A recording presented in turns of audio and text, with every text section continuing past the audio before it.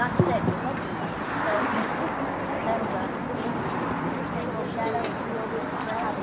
Hi everybody, and welcome to the dedication ceremony for our Space Shuttle tree.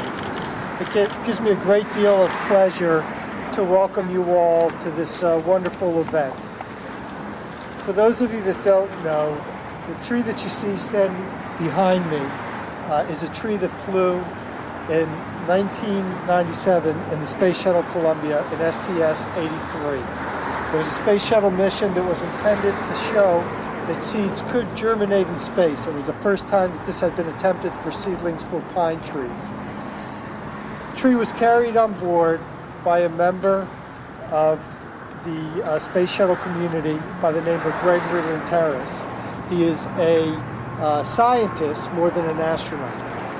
STS-83 was cut short, so the seedling that grew into this tree did not achieve all of the goals that were intended. What did come out of that mission, however, was to find out that seeds in space could germinate in about half the time as seeds would under normal circumstances. A seedling for this tree germinated in about 1 week as opposed to 2 to 3 weeks that it would normally take for a seedling to grow. That mission was cut short, and then the mission was renamed STS-94, and it reflew again about 5 months later, and additional seedlings were taken into space. We owe a great debt of gratitude to Dr. Lanteris, who could not make it here today, but who I have spoken to, and he passes on his regards to the community of Roselle Park and is grateful that we have planted this tree. One of the things that he has asked me personally to do is to ensure that the tree is protected. It is a very special tree to him. There are 33 like trees in the state of New Jersey, and we are a very lucky community to have this tree here. I would also like to thank everybody for coming here today. I especially want to thank Councilwoman Charlene Story, who organized this event today, and everybody who helped her out on the committee.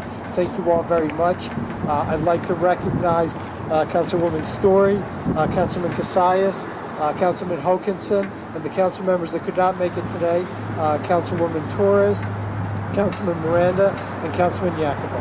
Welcome all.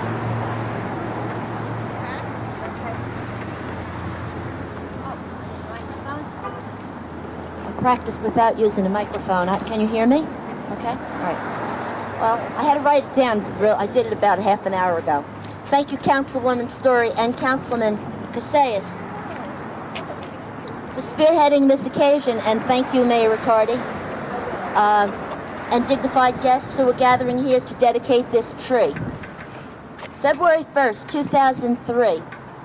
10 years plus 1 day ago, the world was shocked to witness the tragic explosion when the Space Shuttle Columbia mission ended in disaster. Its 7 occupants were returning from a 16-day science mission when the shuttle broke apart over Texas, just 16 minutes before it was supposed to land at Cape Canaveral, Florida. The fatal damage was attributed to a loose piece of foam broken off during its initial launch. This way. Okay, sorry about that. Space shuttles were then all canceled, but after 2.5 years, returned to flights with lasers and cameras designed to prevent damage like this from causing future shuttle problems. In 2011, they were retired and now reside in museums. In all, 24 astronauts died in the line of NASA duty. Madam Story has asked me, as borough historian, to mention what Roselle Park was doing that year. 10 years ago, our mayor was Joe DiIorio. The first Roselle Park baby that was born on January 1st, 2003 was Austin John Kutirka. And by January 30th, Roselle Park Police Department was investigating a Valley National State Bank robbery where $2,500 was stolen.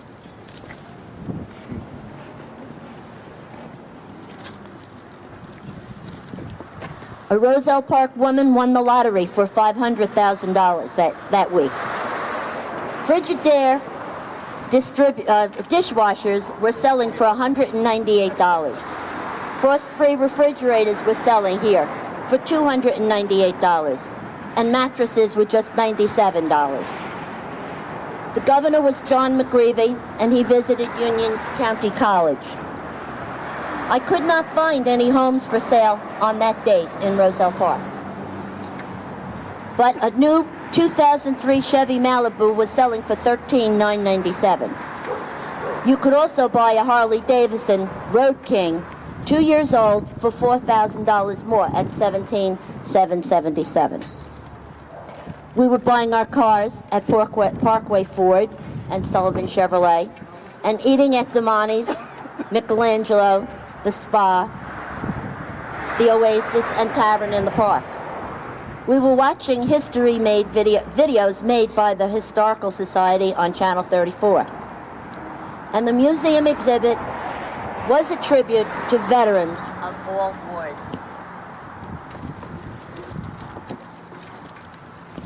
Thank you again for coming out on this frigid day to witness Roselle Park's dedication to our space program heroes.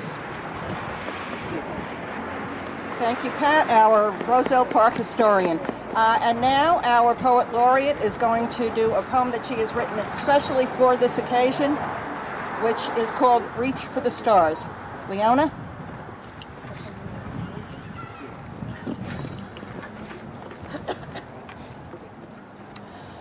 Reach for the stars.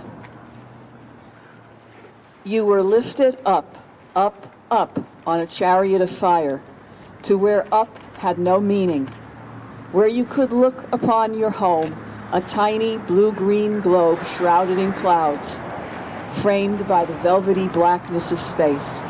You were astronauts, selected humans who explored the depths of the unknown, space, our last frontier. Secure in the belly of your giant bird, we earthbound mortals were privileged to see your smiling faces across the thousands of miles of dark, inhospitable space. To see the delight you took in conducting your experiments, sending us pictures of stars twinkling like holiday lights on velvet, and views of that blue-green globe shrouded in clouds that left us breathless. U-7 and the orbiter Columbia stole our hearts. Then came that cold winter's morning, when like a meteor you streaked across the sky of our blue-green planet shrouded in clouds, becoming dust, turning into the stardust from whence we all come. Like Icarus, you fell to earth, never more to fly among the stars. Where once we counted down 10, 9, 8, 7, 6 to liftoff, we now count up 6, 7, 8, 9, 10 from that morning. The orbiters fly no more. They now are earthbound, giving homage to the time when courage and curiosity lifted humankind up, up, up to the stars. So how do we never forget your heroism and your courage? To honor your memory, we take a seedling whose seed traveled in the belly of your orbiter where up had no meaning, and plant it in the soil of this blue-green, shrouded in clouds planet, so that it may send its roots down deep into the earth. As it grows, it will lift its leafy arms up to the sky, saluting the constellations, the stars, of which you are now a part. For if we are to remember you, honor you, give meaning to your sacrifice, then we must work to make this world, our blue-green planet shrouded in clouds, a better place. And we must always keep reaching for the stars. Thank you. Mr. Mayor, will you present the plaque reading what's on it, which will be installed by our DPW next week? Can I please invite Susan Callantone to step forward also?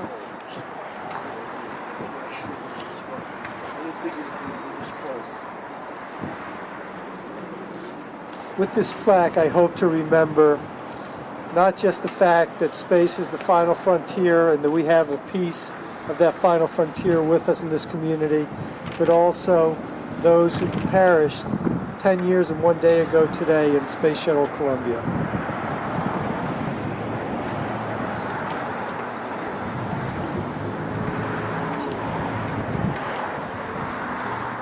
The plaque reads, "The Columbia Space Shuttle White Pine. This tree was grown from seeds that were part of a seed germination kit that traveled to space within the U.S. Space Shuttle Columbia during its flight on April 4th, 1997.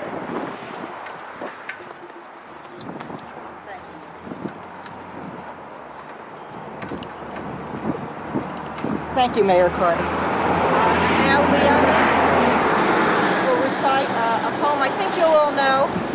It was written by Joyce Kilmer, and Joyce Kilmer was a New Jersey native. And what many people don't realize is that he was killed in World War I. So it's very appropriate that we're doing this on the grounds of the library with our statue of the Doughboy. Thank you, Leona.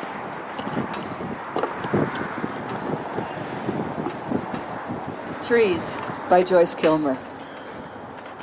I think that I shall never see a poem lovely as a tree whose hungry mouth is pressed against the earth's sweet flowing breast, a tree that looks at God all day and lifts her leafy arms to pray, a tree that may in summer wear a nest of robins in her hair, upon whose bosom snow has lain, who intimately lives with rain. Poems are made by fools like me, but only God can make a tree.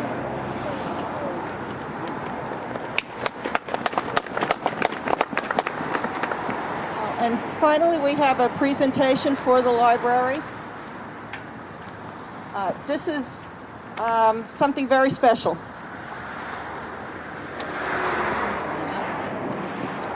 I'm sorry. I forgot you need one of these, right?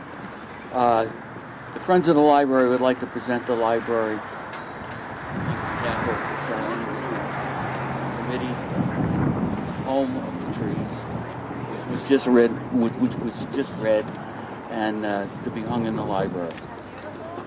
It's by Oh, Ed. Ed, one of our members in the back there. really talented. Good job, Ed.